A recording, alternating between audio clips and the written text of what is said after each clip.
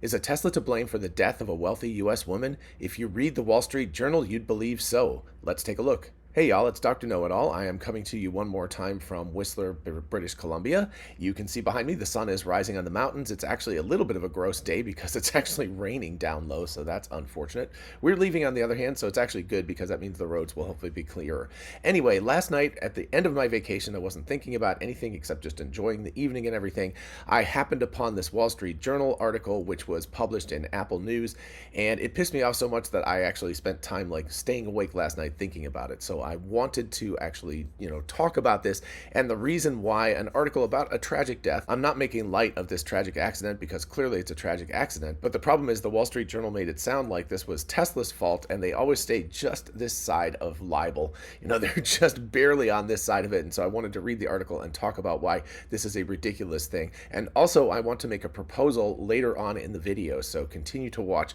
I actually have an idea that I would like to propose if somebody has a car in the Atlanta area that I could use for the purposes. So let's start with the title: A Mistake in a Tesla and a Panicked Final Call, the Death of Angela Chao. What happened on a remote Texas ranch in a billionaire shipping scion's final hours? So notice that the billionaire part of this is actually down below. This is actually the below the fold, the smaller print title, the secondary title, whereas the big one is a mistake in a Tesla. It makes it sound, even without saying it, like the Tesla was what caused the accident and what caused her death. And that's the part that really pissed me off. And then I won't read the entire thing. Of course, I will leave a link to it in the description if you want to read it, because a lot of it is just garbage journalism. This is hard to believe that the Wall Street Journal writes this way.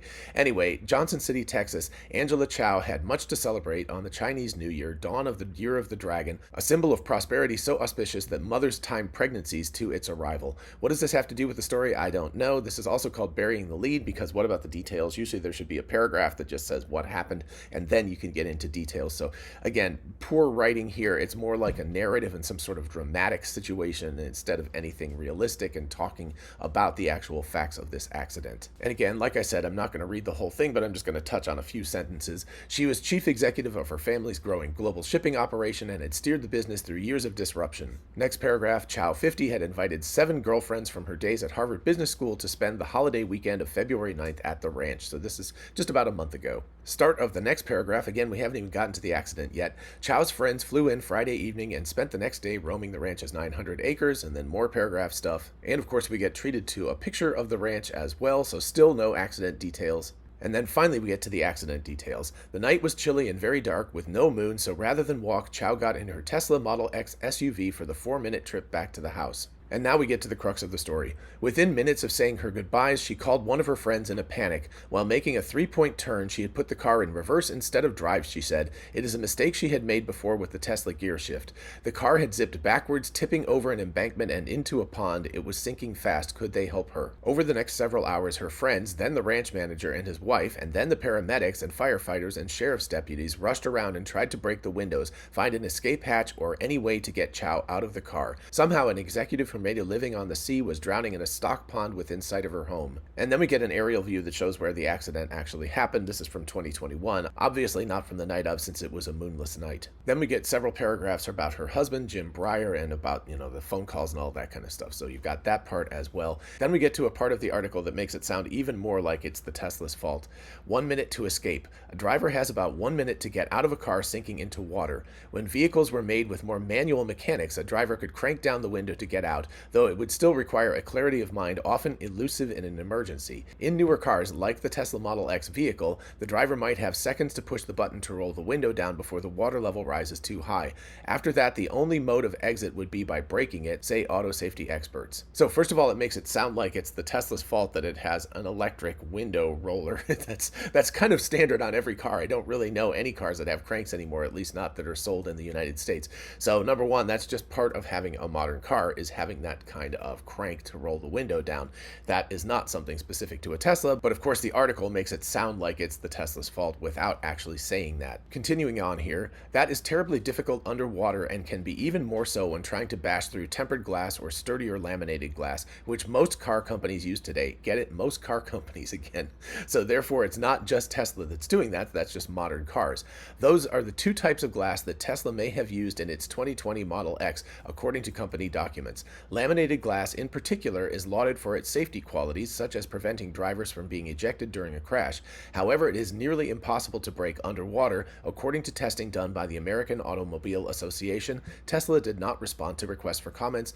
By the way, they never do, so that's not anything unusual. So again, even though the headline is very clearly talking about a Tesla, and it just so happens that she was in a Tesla, she could have easily been in a Lexus or a Mercedes or a BMW or you name it, and the same situation would have occurred because the same type of glass is used by all of these companies. This is not a Tesla specific thing. And there's a whole bunch more in the article underneath. Again, I'll leave a link to it in the description so you can read it. But the last paragraph I want to touch on here is every year about 400 people die in motor vehicle submersions in North America, according to researchers who have studied these incidents. There are no requirements to protect occupants in vehicles submerged in water, according to federal safety regulators. All right, so why did this piss me off so much and keep me up last night? Well, basically it just comes down to the fact that they put Tesla in the headline. It could have just been a local article about the tragic death of Angela Chao that was published in a Texas newspaper and probably would have made international news just because of the fact that she's a wealthy person, and so therefore that kind of thing always makes bigger news. But of course the Wall Street Journal took a different tack. They put Tesla in the headline to try to get clicks.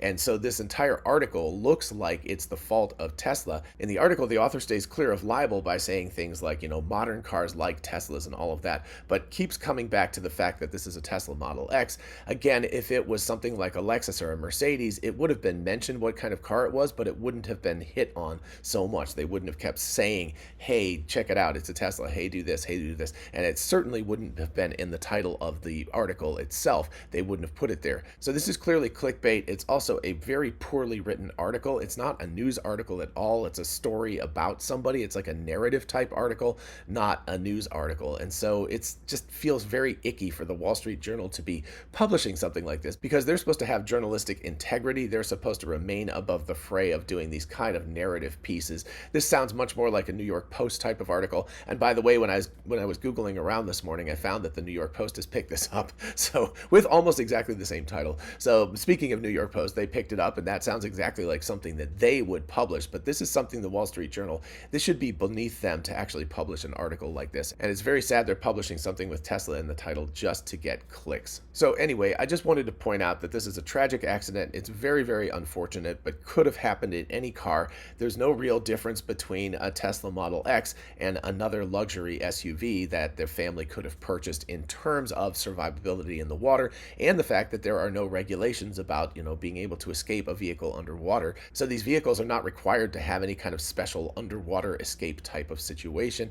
I mean, 400 people a year is a lot of people, but when you compare that to 1 million people a year who die in auto accidents in the United States, that's really a very small figure, and it's much more important to protect people under the likelihood, under the statistical likelihood of getting into an accident and protecting you in a potentially fatal sort of situation that would happen much more frequently than 400 people drowning in vehicles every year. All right, so those are my feelings about the article. I do have a proposal here. My proposal is that if somebody knows about a Tesla, whatever, it doesn't really matter what model it is, but one that got totaled, if you have a junkyard or something like that, or a place where you have totaled vehicles, or of something along those lines, I would love to actually try out getting out of a Tesla from the inside out using one of the escape mechanisms that I keep in my car. Obviously, I have never had a chance to use it, knock on wood, I never will, but it's one of those things where you can cut your seatbelt and you can actually smash windows and hopefully break them. I would like to do that. I'll do it on video, and what I can do is I can time it. We can see how long it takes me to get out of the vehicle. Now, obviously, it is much more difficult to do it in an emergency situation, but I don't want to put myself into a situation where I'm going to, drown if I don't get out. But I think that this would be a valuable experiment to do.